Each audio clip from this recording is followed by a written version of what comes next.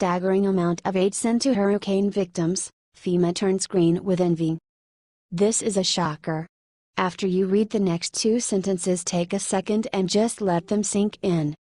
Christian nonprofit organizations have provided the vast majority of the relief aid to victims of Hurricanes Harvey and Irma. Advertisement. Faith-based relief groups are responsible for providing nearly 80% of the aid delivered thus far to communities with homes devastated by the recent hurricanes, as reported by the USA Today. 80% is not a small number. An alliance of nonprofit organizations called National Voluntary Organizations Active in Disaster, NVOD, of which 75% of which are faith-based organizations, is responsible for the main thrust of the efforts. Advertisement. These groups have long helped FEMA distribute relief to people hit by disasters and also assist families in navigating the maze-like government aid programs. About 80% of all recovery happens because of nonprofits, and the majority of them are faith-based, Greg Forrester, CEO of NVOD, said. Who knew? Samaritan's Purse recently began a relief mission to the Caribbean to help victims of the hurricanes on various islands. Samaritan's Purse also has ongoing relief operations in Houston and is preparing to aid Florida in the aftermath of Irma. Luther Harrison, Vice President of North American Ministries for Samaritan's Purse, an evangelical disaster relief group led by evangelist Franklin Graham, said, FEMA, they have been a big blessing to us, they're an assistance to us. For Hurricane Irma, the majority of our equipment has already been dispatched to Texas. So our office in Canada is bringing their equipment across the border, and FEMA was instrumental in helping us clear that with customs and getting all the paperwork done. The United Methodist Committee on Relief has 20,000 volunteers trained to serve in disaster response teams, according to the Daily Caller. Right now, in the state of Texas, we are going around with FEMA trying to help them select a facility, Derek Lee, Director of Disaster Response for Adventist Community Services, told USA Today. It'll actually be the state's facility, but it'll be us that helps them manage it. We are going around with them right now trying to help them pick out a facility that will accommodate what the need is going to be on the ground. FEMA cannot do what it does so well without the cooperation of faith-based nonprofit organizations and churches, Reverend Jamie Johnson, Director of the Department of Homeland Security's Center for Faith-Based and Neighborhood Partnerships, told USA Today.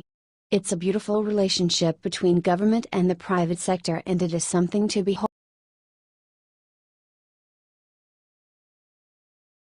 U.S. Park Police rip down protesters' anti-Trump camp. Anti-Trump protesters gathering in Washington, D.C. to protest white supremacy were disbanded by Park Police Saturday morning.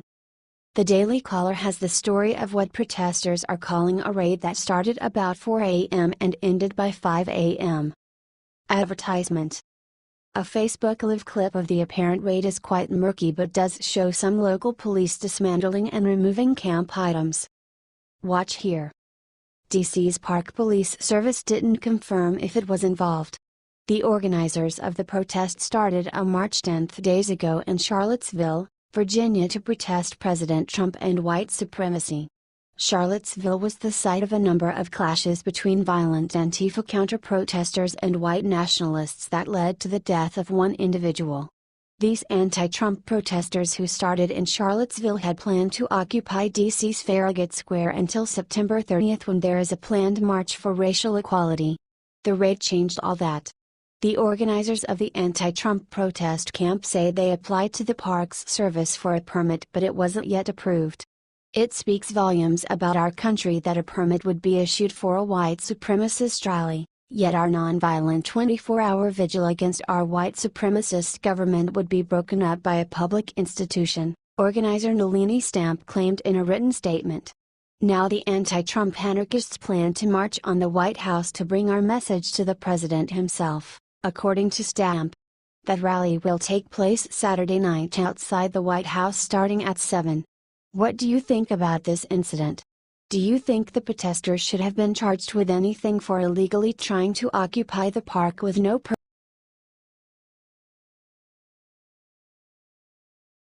Trump makes 3 game-changing tax promises for every middle-class family in America. President Trump is gearing up for the fight of his life over the tax code. He ran on reform and everyone, even the Democrats, agree we need to modernize the tax code. So it should be easy, right? Advertisement: no. The entrenched interests, the swamp if you will, has much to lose with a better tax code. Because they have gamed the system, by paying off the politicians or having their lobbyists do it, in their favor. Loopholes and complex rules are the tricks they use to pay less, which means we pay more. It really is a zero-sum game, considering what we must pay out every month, when it comes to taxes, and the average American deserves a much-needed break. And that is who Trump is fighting for. Don't listen to the media when they say it's not so, and he is taking his case direct to the people. Advertisement: Trump said at his weekly address, earlier this week, "I visited the hardworking citizens of North Dakota to promote our vision for tax cuts and tax reform that will create opportunity and prosperity for millions and millions of Americans. As president, I am committed to pursuing an economic policy that lifts up all of our citizens, provides hope for all of our communities, and generates wealth for everyday hardworking people, and it's about time." Since January, we've already created 1.2 million jobs. Unemployment is near a 16-year low. Wages are rising. But for our economy to truly take off like it should, we must cut taxes and reform our badly broken tax system. Our current burdensome tax code is a massive lead weight against the American economy. It costs us millions of jobs, trillions of dollars, and billions of hours wasted on paperwork and compliance. My administration is working closely with Congress to develop a plan that will deliver more jobs, higher pay, and lower taxes for businesses of all sizes, and most importantly for middle-class families all across America. Correct. Then he offered his 3 game-changing ideas that made the swamp cry. First, we are going to make filing taxes as simple as possible. If you're like most Americans, under our plan you will file your taxes on a single page. What a difference that will make, and you won't need to keep endless receipts and paperwork. We are freeing you from the horrible tax maze. Please make this happen. Secondly, we will cut taxes for middle-class families. We want you to keep more of your hard-earned money. This way, you could spend it, you could save it, you could do whatever you want. This would kickstart the economy for sure. Third, we will restore our competitive edge so we can create more jobs and higher wages for the American worker. We are going to cut taxes on American industry so we can create more business in our country. HTLW.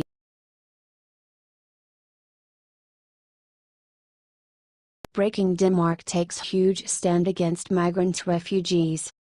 Bloomberg is reporting on a very important story today out of the small nation of Denmark. Like much of Europe, the country has been overrun by refugees and migrants from Africa and the Middle East, with a particular uptick in the past several years. Now they've had enough. Advertisement: Denmark just announced no more refugees will be permitted to enter the country under the UN's resettlement program. Currently, Denmark and Sweden have the highest rates of sexual assault in the EU. They also have an even higher number of refugees and migrants from Africa and the Middle East than almost any European or Western countries in the world. Incredibly, 80 to 100% of Swedish women said they had been sexually harassed at some point in their life. It also demanded more options in the future instead of being told it has to take in a set amount of refugees and migrants. The small country has a population of only 5.7 million but had formerly promised to accept 500 refugees per year under the special UN program. The program is separate from EU requirements that force member states to take in refugees but have been resisted by countries like Hungary and Poland. Advertisement: Denmark's Minister of Immigration Inger Støjberg said that the halt to the UN program is about doing what's best for his country instead of just giving in to UN demands. It's hard to predict how many refugees and migrants will show up at the border to seek asylum, and we know it may be hard to integrate those who arrive here, Støjberg said, adding, "I would like to see a more flexible quota regime, so that we are prepared, but not obliged, to take a certain number of refugees for resettlement every year." Refugees and migrants have been the cause of serious violence and chaos in various European countries, However, many other migrants are living peacefully and not creating disorder.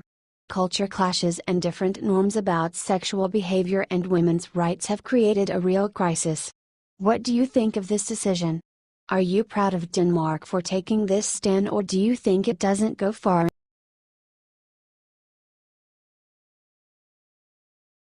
Mike Ditka sends brutal message to NFL malcontents thinking of protesting anthem on 9/11. Mike Ditka just demolished NFL players protesting the national anthem. And it is not the first time. Iron Mike does not suffer fools. Now on the 9/11, Ditka spoke about players disrespecting the anthem on this day of all days. There is Monday Night Football tonight, and didn't hold anything back. Advertisement. TMZ caught up Iron Mike and got his opinion about anthem protest on the 16th anniversary of 9/11. Iron Mike said it is disrespectful but allowed that the NFL players have the right to do what they want to do. He said the majority will honor the flag and the 9/11 victims, but of course there may be some bastards in the group. And to those Ditka accurately predicted their futures. Advertisement. This is a different generation of people and they think things don't apply to them. Correct. There's always gonna be some malcontents. Let them be malcontents and no one will remember who they were. When the TMZ cameraman asked Mike Ditka if he had a message any player thinking about not standing for the national anthem Monday night, Ditka said, "God bless America. He is hard as nails, God love him." This is what he said last year about Colin Kaepernick. "I think it's a problem. Anybody who disrespects this country and the flag," said Ditka. "If they don't like the country, they don't like our flag. Get the hell out. I have no respect for Colin Kaepernick. He probably has no respect for me. That's his choice," said Ditka. "My choice is, I like this country, I respect our flag, and I don't see all the atrocities going on in this country that people say are going on," Ditka said before adding, "I see opportunities if people want to look for opportunity. Now if they don't want to look for them, then you can find problems with anything, but this is the land of opportunity because you can be anything you want to be if you work. If you don't work, that's a different problem."